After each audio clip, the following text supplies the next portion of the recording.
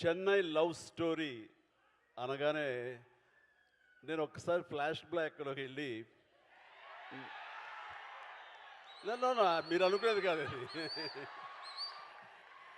చెన్నైలో నా love story కాదు, చెన్నైతో నాకున్న అనుబంధం, చెన్నైతో లవ్ స్టోరీ, అది నేను చెప్పాలనుకున్నాను. ఆ రోజుల్లో ఇక్కడ కదా మన ఫ్యూచర్, ఇక్కడ కదా మన బ్రతుకు తెరువు, ఇక్కడ కదా మన ఆశలు నెరవేర్చుకోవలసినటువంటి స్థలం, ఇక్కడ కదా ఈ స్టూడియోలో కదా మనం నిలదొక్కుకోవాలి, నటుడిగా పేరు ప్రఖ్యాతి సంపాదించుకోవాలంటూ ఆ రోడ్ల మీద తిరుగుతూ, అదే రోడ్ల మీద కార్లతో తిరుగుతూ, అదే రోడ్ల మీద స్టార్ స్టేటస్ తోటి ముందుకెళుతూ అనుభవించినటువంటి రోజులు ఆ చెన్నై లవ్ స్టోరీ అనగానే నాకు చెన్నైతో అనుబంధం, ఆ ప్రేమ, లవ్ అంతా కూడా ఒకసారి గుర్తుకొచ్చింది. ఈ టైటిల్లో ఆ మ్యాజిక్ ఉంది. ఇక ఈ ఈవెంట్కి రావడానికి ప్రధానమైన కారణం ఒక యంగ్స్టర్స్, అది నా అభిమానులైనటువంటి ఇక్కడుండే దాదాపుగా అందరూ అనలేను కానీ కొంతమంది మాత్రం గ్యారెంటీగా నా అభిమానులు, మన శిష్యులే, మన అసోసియేషన్ వాళ్ళే. ఎస్కేఎన్ కానివ్వండి,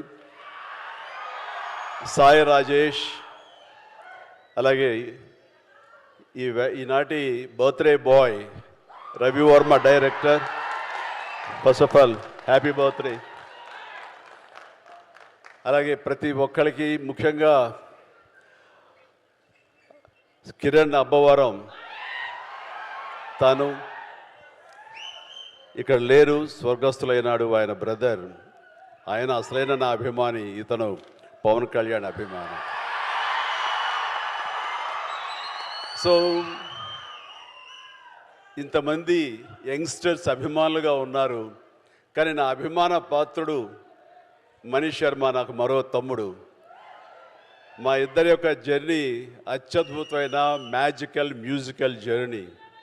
తను తర్వాత అనంత శ్రీరామ్, అలాంటి అనంత శ్రీరామ్, ఇలా ప్రతి ఒక్కరికి పేరు పేరున చెప్పగలను. వీళ్ళందరితోటి నాకున్న అసోసియేషన్ కానివ్వండి, వాళ్ళు నా మీద పెంచుకున్న ప్రేమ కానివ్వండి, ఆ అభిమానం ఈ రోజున ఈ స్టేజ్ మీద ఇక్కడ నిలబడేలా చేసింది. కాబట్టి నన్ను ఆహ్వానించినటువంటి మీ అందరికీ నా హృదయపూర్వక ధన్యవాదాలు సభాముఖంగా తెలియజేస్తున్నాను.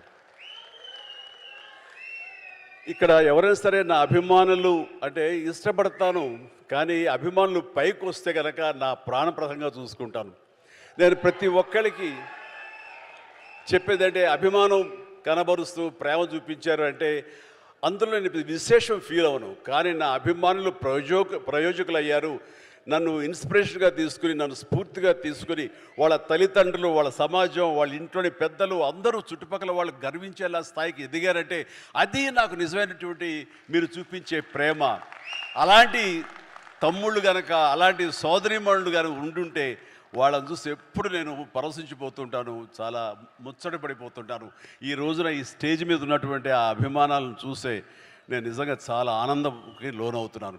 ఏదో స్టేజ్ మీద పిలిచారు, ఒక ఫంక్షన్ జరుగుతుంది, ఒక ఈవెంట్ జరుగుతుంది కాబట్టి మన శుభాకాంక్షలు తెలియజేసి వెళ్ళిపోవాలి కాదు. ఇక్కడ మనసావాచ కర్మణ వీళ్ళతో పాటు ఈ ఆనందాన్ని పంచుకోవాలని, మీ యొక్క వైబ్రేషన్ తాలూకా ఆ ఎనర్జీని ఆస్వాదించాలని ఈరోజు వచ్చిన మాట వాస్తవం. సో ప్రతి ఒక్కరికి నేను కోరుకునేది ఏంటి, అభిమానులు అనేవాళ్ళు కేవలం అభిమానం చూపించి ఇంటికి వెళ్ళి మర్చిపోయి మళ్ళీ వాళ్ళ దైనందిన జీవితంలో పడిపోవడం కాకుండా, ఒక్కొక్క వ్యక్తి ఇక్కడ ఎవరైతే ఉన్నారో వాళ్ళందరూ ఏ విధంగా పైకి వచ్చారు అన్నది ఈ రోజున మీరు స్ఫూర్తిగా తీసుకోవాలి. అంటే ఎస్కేఎన్ గురించి చెప్పాల్సి వస్తే, ఒక ఫ్యాన్ బాయ్గా నన్ను ఇన్స్పిరేషన్గా తీసుకొని ఈ రోజున హైదరాబాద్కి రావడం జరిగింది. వచ్చిన వాడు ఎలా పైకి రావాలనే దాని మీద ఆ తపనలో నుంచి ఒక పిఆర్గా, ఒక జర్నలిస్టుగా తను స్టార్ట్ చేసి సినిమాలతోటి అసోసియేట్ అయ్యి తనకున్న ఇంట్రెస్ట్ కొద్దీ అక్కడి నుంచి ఒక నిర్మాతగా గీతార్స్తో పాటు తను కూడా ట్రావెల్ చేస్తూ అక్కడి నుంచి తను ఇండివిజువల్గా ఒక నిర్మాతగా ఈ రోజున బోల్డ్ అని సినిమాలు చేసి అన్నిటి కూడా సక్సెస్ఫుల్ ఒక నిర్మాతగా తను ఎదిగాడు. ఆ రకంగా తనకంటే ఒక ఇమేజ్ని సంపాదించుకున్నాడు. తనకు తోడుగా జతగా మరొక వ్యక్తి, మరొక అభిమాని, అతను సాయి రాజేష్. సాయి రాజేష్ కూడా అదేవిధంగా ఈ ఇండస్ట్రీకి వచ్చి తనకున్న టాలెంట్ తోటి, రైటింగ్ కెపాసిటీ తోటి, డైరెక్షన్ క్యాపబిలిటీ తోటి ఒక ఎస్కేన్తో చేరి తను కూడా ఒక నిర్మాతగా ఎదగాలని ప్రయత్నం చేసి ఆ సక్సెస్ అయ్యి ఈ రోజున తనకంటూ కొన్ని సినిమాలను తీసి ఏకంగా ఆ సినిమాలను ప్రజాదరణ పొందడమే కాకుండా సక్సెస్ తన ఖాతాలో వేసుకోవడమే కాకుండా 2 నేషనల్ అవార్డ్స్ పొంది నా అభిమానంలో తలమానికంగా అయ్యేటంటే కనుక మనస్ఫూర్తిగా సాయి రాజేష్ని మనస్ఫూర్తిగా అభినందిస్తున్నాను.